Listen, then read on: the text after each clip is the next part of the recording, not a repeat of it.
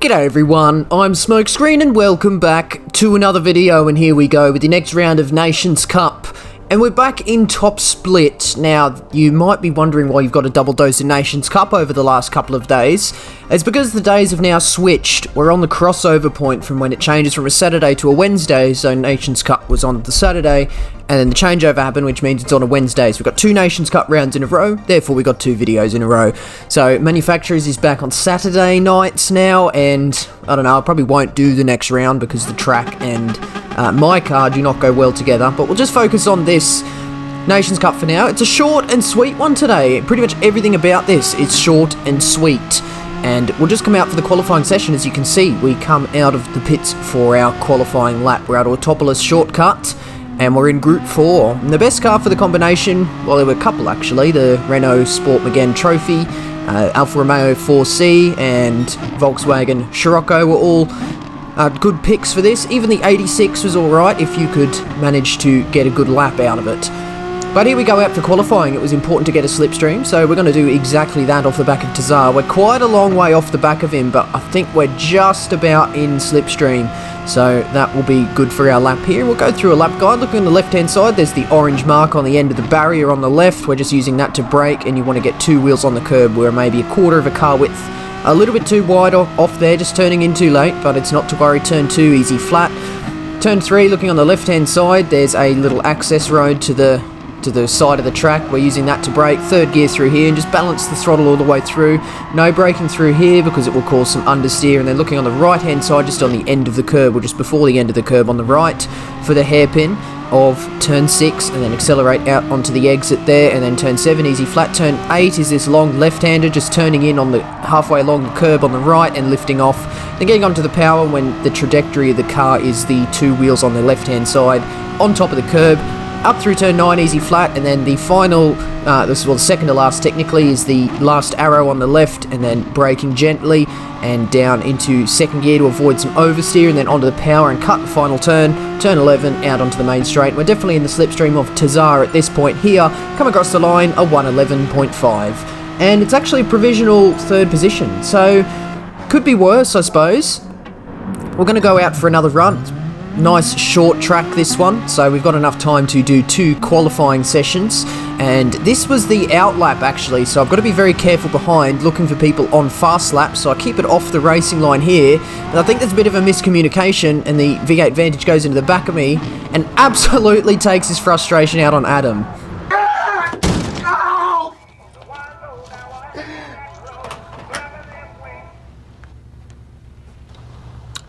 That was an overreaction. That certainly was an overreaction. Oh man, I hate to laugh, but it was pretty funny, just absolutely coming in just for the absolute dive and kill of the century. And as you can see, that it ruined my next lap, but I was only 2 tenths down, so I only lost 2 tenths from basically being stopped on the final corner. So I definitely think there could have been an improvement to be made, but we finish up in 6th, and it's just the usual suspects ahead of us. A couple of good names in there too, Adam in 7th and Inxile in 11th. But as for now, let's just enjoy the Nations Cup introduction.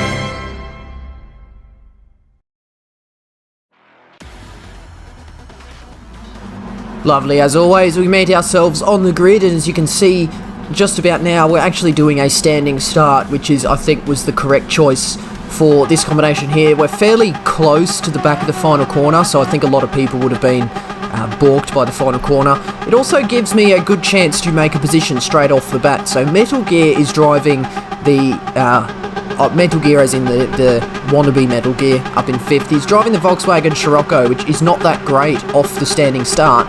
I'm driving the Renault Megane Trophy, and we'll see just how good it is off the start. 1 TCS, and we turn that traction control off when we get a chance to flick over to there, and you can see we've completely made Metal Gear look like a bit of a snail off the line there, and he's fallen back actually. We get dived at the first corner by Tazar, and that was actually an important move for the race, and we'll see exactly how this race turns out thanks to that move there.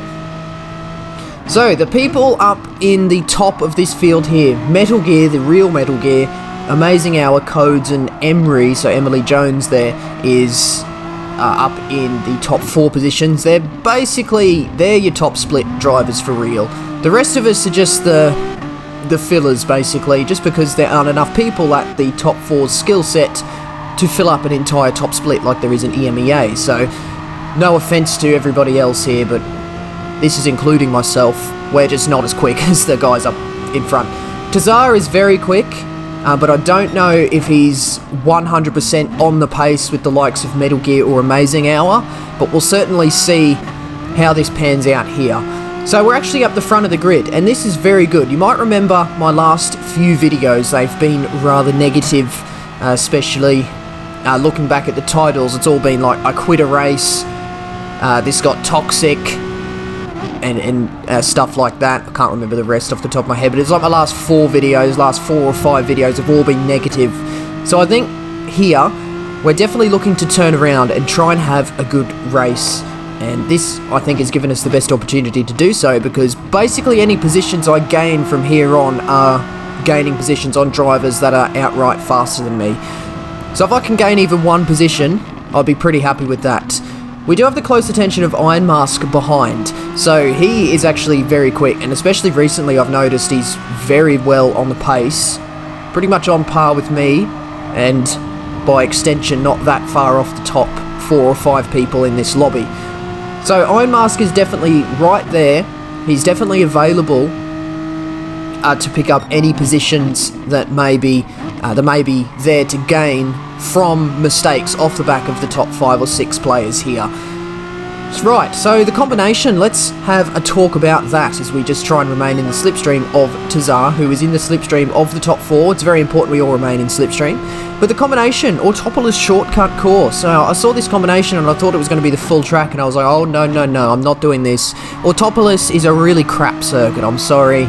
Sorry if anyone disagrees with me, but it is. It's pretty terrible. All this final sector crap is just, it's awful to race because you're all stuck in one line for basically most of the circuit. But then I looked at it closer and noticed it was the shortcut course, and I was like, right. So we actually miss out all of the crap in the final sector. We actually skip that completely. So instead of turning left at the hairpin at the top of the hill to go into the 3rd sector, we actually turned right and loop back out onto the main straight. So we've only got the first half, which is a couple of long straights and a nice normal handling section where it is kind of single file, but it doesn't last as long as to annoy you, and then you've got another overtaking opportunity at the final corner.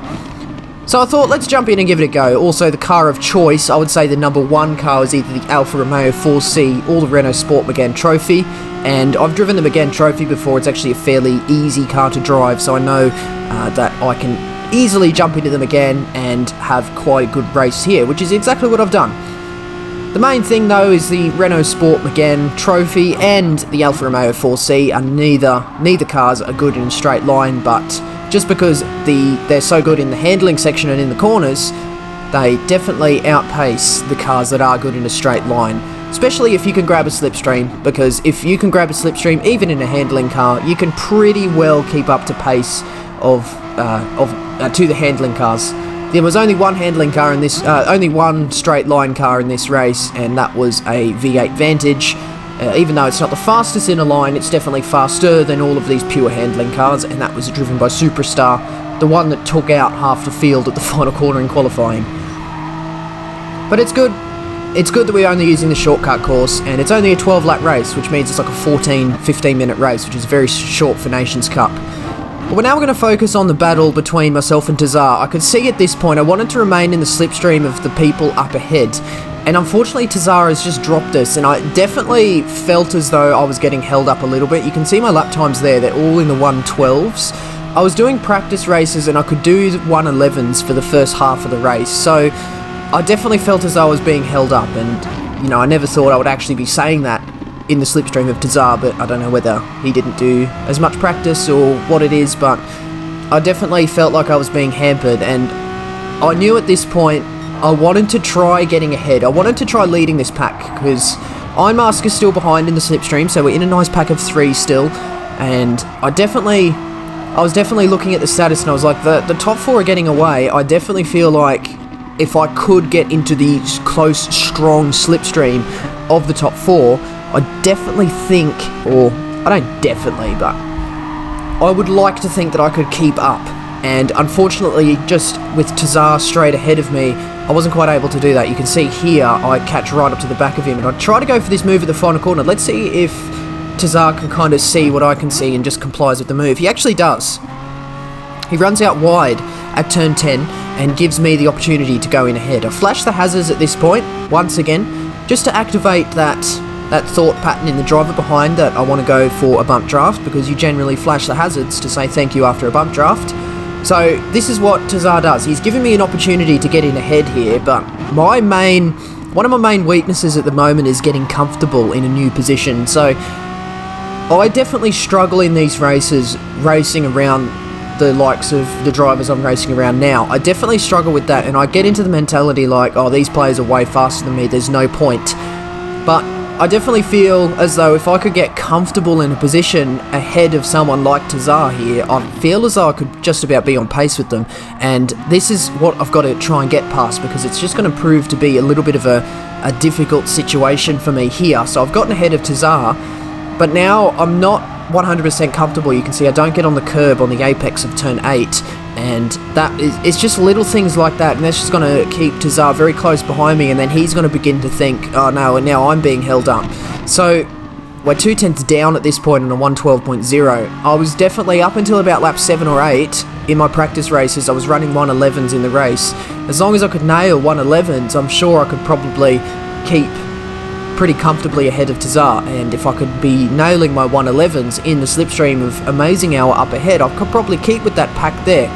But I only get one lap to kind of show my hand. ToughRam goes for the return move at the first turn of lap 7, and I definitely just wanted one more lap ahead of him just to try and get back into a comfortable rhythm, but it didn't quite happen for me there. So now that gap between this little battle pack I'm in now and the top 4 have completely separated. So I'm looking at the situation now with Ironmask directly behind, ready to capitalise on any mistakes from battling with ToughRam. It's definitely looking as though a 5th position is probably the best I'm going to get. Now, I do have to be careful of Ironmask behind. Once again, if ToughRam and I start battling, that's just going to slow us up and give Ironmask the opportunity to pick up a position. And as soon as I've got a car between myself and ToughRam and therefore breaking the toe, ToughRam's probably going to drive away from me. So let's just try and keep calm. Let's just try and keep it clean and have a nice battle here. So obviously we're on the end of lap 7, so the start of lap 8 now. And we have not gone in for a pit stop. So there's no pit stops in this race. There's more than enough fuel to make it to the end. The tyre wear is not that high, especially in these very light on their feet cars, such as the R4M and the Renault again here. There's really no problems there. The FF cars are going to struggle on FF and 4-wheel drive. Cars with front-wheel drive are going to struggle with the tyre wear the most, but they're good in a line and good in qualifying, so all the cars kind of balance out with one another, and there's definitely, depending on your driving styles, you may prefer an FF car in the race if you can get yourself a good qualifying position. But now we're definitely trying to look like to get past ToughRam to try and get this 5th position, because I want to be ahead. I definitely feel like if I'm comfortable ahead of a player, I'm much better and much quicker if I'm ahead of somebody rather than sitting in somebody's slipstream. It's just how I like to roll. But it's really difficult at this point because ToughRam is kind of defending. You can see he's not fully over to the left. He does go there and opens up the inside and gives me the opportunity to get past. I run slightly deep in the middle of the corner and ToughRam almost gets a cutback, but thankfully the final turn is a left-hander, which just gives me the upper hand there. And you can see Iron Mask is right on ToughRam's bumper. This little bit of battling has just put Iron Mask in the prime position to go for a move, and you can see ToughRam actually pulls off a bit of an expert move there. He looked to the outside, so I thought I'll start moving out to the left, and he switched to the inside at last second, just getting me out of position. So that's just been a little bit awkward there, and you can see Iron Mask tries to go up the inside of turn 2. I almost run him out of road. Flash that has us to say apologies, and ToughRam's actually moved over to the inside to give Iron Mask the slipstream to try and get past me, but I hang it round the outside of turn 3 and managed to keep this position from Iron Mask. So once again, another bit of expert driving there from ToughRam. He knew that he wants a car between myself and him to try and slow me up, because I think he knows at this point that I am a very real threat for this 5th position. So he tries to give Iron Mask the slipstream, doesn't quite work out as I manage to hold the position, but now I've got a 3/10 gap coming into the last, is that 3 laps, 10, 11, 12, yeah, 3 laps. So this race is definitely sort of stuck in a bit of a stalemate at the moment. Top 4 have completely driven away, and we'll just be focusing on trying to get past ToughRam at this point. So that last lap there, 1:13.3, I'm definitely running a bit off the pace as ToughRam switches to the outside to break the toe. I definitely don't want to follow him as aggressively to scrub off speed, but I will move back into his slipstream. So we're going to be looking for moves, obviously. So the good places at turn 1, you can probably get something done at turn 3 and turn 10. The rest of it is kind of quite difficult. If you could get the car in the right position and get your opponent in the right position, you can maybe get a move at turn 6, this hairpin coming up, but it's very difficult to do because we're all loaded up coming through turn 5, and it just pushes all of us directly into the same line into the hairpin. I make a mistake by braking a little bit too late, ran into the back of ToughRam and ran wide off the corner. Iron Mask moves his way through with only 2 and a bit laps to go, and Captain Muffin almost follows Iron Mask as well. So I almost lose 2 positions there, but I've definitely lost 1, and this was a worry for me because if I couldn't have 5th, I definitely at least wanted 6th. So I'm definitely going to have to try and get this move on Iron Mask, and be careful in the process of not losing the toe of ToughRam while I get the move on Iron Mask. So we're following each other all across the road. I'm actually in a good position here because I can react to ToughRam instead of Iron Mask and try and get the upper hand. But as we're coming down the main straight, we'll see how much time we can gain in turn 1. We're braking directly on the orange paint now with some tyre wear and slipstream. We actually get a good run through turn 1 there, almost spin out. We get our rear left tyre on the outside of the curb. And I definitely spun out a couple of times in practice races, but I've learnt to counter steer as soon as that happens now. But Iron Mask has just caught up to the back of ToughRam and is just going to be struggling to try and drive away from me, but then coming into the hairpin, it all backs up again, and I'm right on the back bumper of Iron Mask, basically reading the part number on his rear wing. And as we're coming through the second to last lap now, the race, we're kind of running out of time. You can see, look at the total time in the bottom left of the screen. It's only just hit 13 minutes. This race is about 10 to 15 minutes shorter than what would be a traditional FIA race at the moment, but it's all good. Short and sweet, short race, short track. No pit strategy involved. But as we're heading out onto the straight, I've got 1 lap to essentially make 2 positions up. But if I can't get ToughRam, I at least want Iron Mask. So Iron Mask is firmly in the slipstream of ToughRam. I'm not going to have quite as strong of a toe off the back of Iron Mask as he is off the back of ToughRam, but they both run defensive, so I think, well, let's take a different line. Let's take the racing line and try and get a good move here. Iron Mask has run very slow on the entry of turn 1, and I just get my nose up on the inside there, keep 2 wheels within track limits. Quite a forceful move as Iron Mask was trying to close the door, but I just about was able to keep it alongside. Heading through turn 3, I get that move done by just forcing Iron Mask out a little bit wider than he would like, and having to get out of the throttle in order to avoid running out of road. But there we go, we get that move up on Iron Mask, and that was quite happy with that move there. But now we've just got ToughRam, we've got about half a lap to go as we're heading up to the final corner, which is going to be the last overtaking opportunity. If only I could have got 2 wheels on that curb then, it would have got me a very good run. But I still have got to run on ToughRam, sorry, but he runs defensive, so it gives me the outside for the final corner. I think it's going to be difficult to get a move around the outside here. I run a little bit deeper into the corner and just have to be wary of Ironmask trying to get a cutback. But I just about get back behind Tazar just in time to avoid Ironmask getting through, and I was unsuccessful in trying to get Tazar there.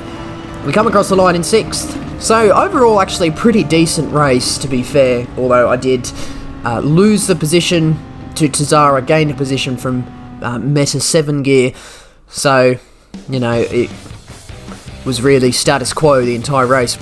238 points there. Is that the same number as my next best result? That is interesting there. But 238 points is actually an alright result, and I did not go again. I kept those points there.